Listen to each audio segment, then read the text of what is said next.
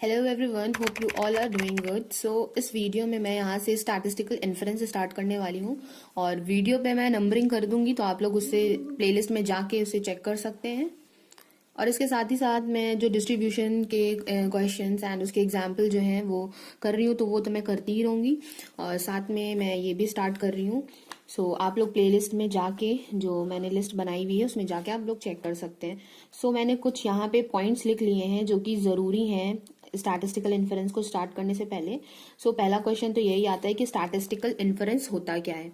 अब देखिए, आपको पता है, अगर आप मान लो कि ये आपका पॉपुलेशन है और इसका कुछ पार्ट आपने ले लिया, ठीक है। अब आपको पता है कि इस सैंपल की आपने माना है कि ये आपकी पॉपुलेशन है और ये आपका सैंपल है। तो सैंपल की जो भी आपकी इसकी प्रॉपर्टीज होंगी, जो भी क्वालिटी होंगी, तो ये जरूरी तो नहीं है कि इसकी जो सारी प्रॉपर्टीज हैं वो पॉपुलेशन की प्रॉपर्टी से मैच करेंगी, बट फिर भी थोड़ी बहुत जो प्रॉपर्टीज इस सैंपल की होंगी उसका यूज करके हम इस पॉपुलेशन के बारे में अच्छे से पता लगा सकते हैं और एस्टिमेट कर सकते हैं इसको।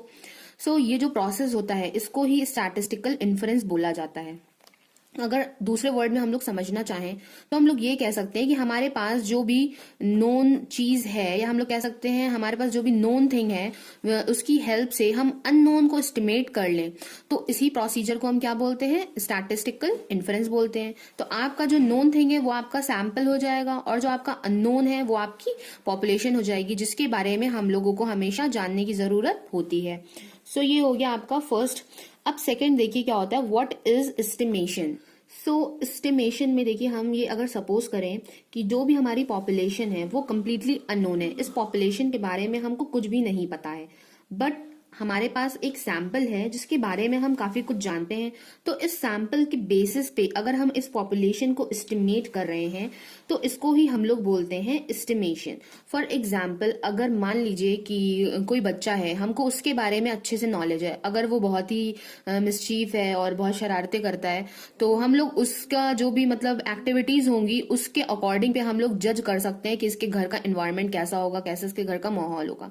सो एक सिमिलर एग्जाम्पल था ये, तो इससे आप ये समझ सकते हैं कि एस्टिमेशन क्या होता है। अब सेकंड देखिए क्या है, what is statistic. So statistic को जानने से पहले आप लोग ये समझ लीजिए कि जो हमारी पॉपुलेशन होती है, तो इसके लिए हम लोग एक पैरामीटर सपोज कर लेते हैं। मान लीजिए वो थीटा है और ये जो थीटा है ये इस पूरी पॉपुलेशन को रिप्रेजेंट कर रहा है और इसके बारे में हमें इंफॉर्मेशन दे रहा है। इसी तरह से एक सैंपल होता है हमारा, सैंपल का हम लोग स्टैटिस्टिक लेते हैं जो कि हमको इस सैंपल के बारे में बताता है या फिर इस सैंपल को रिप्रेजेंट करता है। तो ये जो स्टैटिस्टिक होती है ये फंक्शन होती है सैंपल वैल्यूज की। तो यहीं से ये हमारा हो जाता है कि स्टैटिस्टिक क्या होता है। तो बस स्टैटिस्टिक एक सिंपल चीज है जो कि फंक्शन होती है आपकी सैंपल वैल्यूज की। अब नेक्स्ट देखिए है हमारा, what is estimator and define its estimate. So यहाँ पे देखिए, अगर हम सपोज करते हैं कि ये हमारी पॉपुलेशन है और ये इसका सैंपल है, तो सैंपल हम लोग सैंपल वैल्यूज ले लेते हैं कि x1 x2 xn हमने यहाँ पे सैंपल वैल्यूज ली हुई हैं। और ये जो सैंपल वैल्यूज हैं तो इनका जो पीडीएफ है वो हमने मान लिया कि fx थीटा है, ठीक है। अब आपको इसका जो पॉपुलेशन पैरामीटर है उसको आपको क्या करना है? एस्टिमेट करना है। तो इसको एस्टिमेट करने के लिए आप लोग एक स्टैटिस्टिक का यूज करते हैं। तो ये जो स्टैटिस्टिक होती है आपकी, वही आपका एस्टिमेटर होता है, ठीक है। तो हम लोग इसको एस्टिमेट करने के लिए एक्सपेक्टेशन ऑफ टी ऑपरेट करते हैं और इसकी जो भी वैल्यू आ जाती है तो वो आपका क्या हो जाता है? वो आपकी एस्टिमेट हो जाती है। सो नेक्स्ट पॉइंट है आपका, what are 4 statistical condition of T to be best या फिर गुड एस्टिमेटर ऑफ थीटा। तो थीटा के लिए क्या कंडीशंस होती है जिससे हम कह सकेंगे कि जो टी है वो बहुत ही हमारा गुड एस्टिमेटर है। तो फर्स्ट देखिए होती है उसकी अनबाइसनेस, दूसरी होती है कंसिस्टेंसी, तीसरी होती है सफिशिएंसी एंड फोर्थ होती है इफिशिएंसी। अगर थीटा है आपका कोई भी, टी आपका कोई भी स्टैटिस्टिक है और टी जो है ये चारों ही कंडीशंस को सेटिस्फाई करता है, तो हम लोग बोलेंगे कि ये क्या है? गुड एस्टिमेटर है। अब 6 पॉइंट है, when an estimator is said to be unbiased. कोई भी एस्टिमेटर को हम लोग अनबाइस्ड कब बोलते हैं? तो देखिए, सिंपल उसकी कंडीशन होती है कि अगर हमने उस स्टैटिस्टिक पे एक्सपेक्टेशन ऑपरेट कर दें और वो हमारे पॉपुलेशन पैरामीटर को एस्टिमेट कर दे, तो हम बोलते हैं कि ये जो स्टैटिस्टिक टी है ये क्या है? एक अनबायस्ड एस्टिमेटर है पॉपुलेशन पैरामीटर का। और कभी कभी ऐसा भी होता है कि जो स्टैटिस्टिक होती है वो पॉपुलेशन पैरामीटर को एस्टिमेट नहीं कर पाती है, तब हम बोलते हैं कि ये जो टी है ये अनबायस्ड एस्टिमेटर है थीटा का। सो अगर हम लोग देखें कि हम लोग बायस कैसे निकालते हैं किसी भी एस्टिमेटर की, सो बायसनेस अगर हमें निकालनी होती है तो हम लोग रखते हैं expectation of T minus theta. तो ये आपका किसके बराबर हो जाता है, बायसनेस के बराबर हो जाता है। सो यहां से देखिए ये जो एक्सपेक्टेशन ऑफ टी है, टी आपका अनबायस्ड एस्टिमेटर नहीं है और थीटा जो है आपका वो पॉपुलेशन पैरामीटर है। तो इन दोनों को जब हम सबट्रैक्ट कर देंगे तो हमें बायस ऑफ टी मिल जाएगा। अब देखिए 8th में है what is consistency and its properties. So हम लोग इसमें ये कह सकते हैं कि कोई भी एस्टिमेटर अगर है, मान लीजिए टी एन है कोई भी एस्टिमेटर, तो उसको हम लोग कंसिस्टेंट एस्टिमेटर जब भी बोलेंगे जब उसकी जो प्रोबेबिलिटी होगी वो 1 की ओर टेंड करेगी और जो सैंपल साइज होता है दैट इज स्मॉल एन वो हमारा इनफाइनाइट की ओर टेंड करेगा। तो इसकी एक कंडीशन होती है, वो होती है probability mod T n minus theta tending to 0। और ये जो होल प्रोबेबिलिटी होती है ये किसकी ओर टेंड करती है, 1 की ओर टेंड करती है। एंड जो सैंपल साइज होता है वो आपका इनफाइनाइट की ओर टेंड करता है। तब हम बोलते हैं कि जो टी एन है वो कंसिस्टेंट एस्टिमेटर है थीटा का। ओके, सो यहां से देखिए इसके बाद भी पूछा गया था कि इसकी प्रॉपर्टीज क्या होती हैं।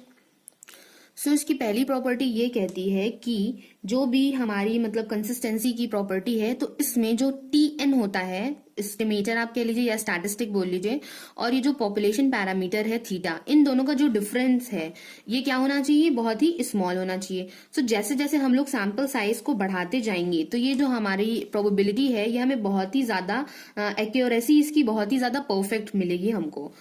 सो सेकंड पॉइंट ये कहता है कि जो कंसिस्टेंसी होती है ये एक लिमिटिंग प्रॉपर्टी होती है, बिकॉज हम लोग जब भी कंसिस्टेंसी का यूज करते हैं तो इनमें हम लोग लिमिट्स का भी यूज साथ में करते रहते हैं। अब देखिए लास्ट इसकी प्रॉपर्टी ये है कि अगर टी एन जो है वो थीटा का कंसिस्टेंट एस्टिमेटर है तो हम लोग इस टी एन के मतलब इस थीटा के और भी कंसिस्टेंट एस्टिमेटर्स बना सकते हैं।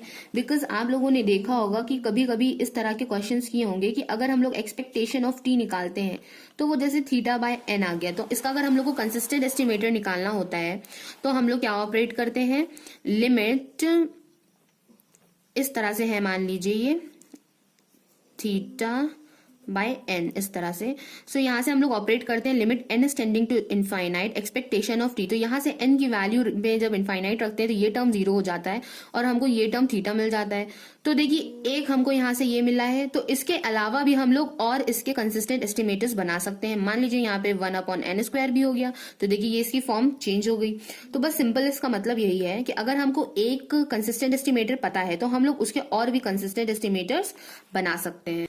अब देखिए नेक्स्ट क्वेश्चन इसका ये कह रहा है why consistency is known as limiting property. इसको हम लोग लिमिटिंग प्रॉपर्टी क्यों कहते हैं, लिमिटिंग प्रॉपर्टीज को इसीलिए हम लोग कहते हैं बिकॉज ये अनबायस होते हैं बट लिमिट लगने के बाद, लिमिट का यूज होता है इनमें, उसके बाद ही ये इनकी अनबायसनेस हमको पता चलती है। तो सिंपल लैंग्वेज में हम लोग ये कह सकते हैं कि consistency is known as limiting property because consistent estimators are unbiased in limits. So ये हो गया। अब देखिए लास्ट है व्हाट इज सफिशिएंसी। सफिशिएंसी क्या होता है। सो सफिशिएंसी के लिए मैं आपको बता दूं कि अगर टी एन कोई भी सफिशिएंट एस्टिमेटर है किसी भी पॉपुलेशन पैरामीटर थीटा का मान लीजिए, तो हमको फिर फर्दर कोई भी मेजर्स लेने की जरूरत नहीं है। बिकॉज अगर हमको सफिशिएंट एस्टिमेटर पता है थीटा का, ओके तो वो सारी इंफॉर्मेशन अपने अंदर स्टोर करता है जो कि हमें चाहिए होती है about the population parameter. That means कि हमको अगर कुछ भी इन्फरेंस निकालना है पॉपुलेशन पैरामीटर के लिए और हमको इसका सफिशिएंट एस्टिमेटर पता है तो हम जो सफिशिएंट एस्टिमेटर को ही यूज करेंगे और अपनी पॉपुलेशन पैरामीटर को एस्टिमेट कर देंगे। सो ये कुछ इन्फॉर्मेशन थी जो कि बेसिक थी, जो आप लोगों को पता होनी चाहिए अगर आप लोग इन्फरेंस पढ़ने जा रहे हैं। तो एक बार इस चीज को अच्छे से आप लोग अपने माइंड में लर्न कर लीजिए और देन इसके आगे जो मैं स्टार्ट करूंगी वो आप लोग इसको नेक्स्ट वीडियो में फॉलो कर सकते हैं। So thank you for watching my video. Have a nice day.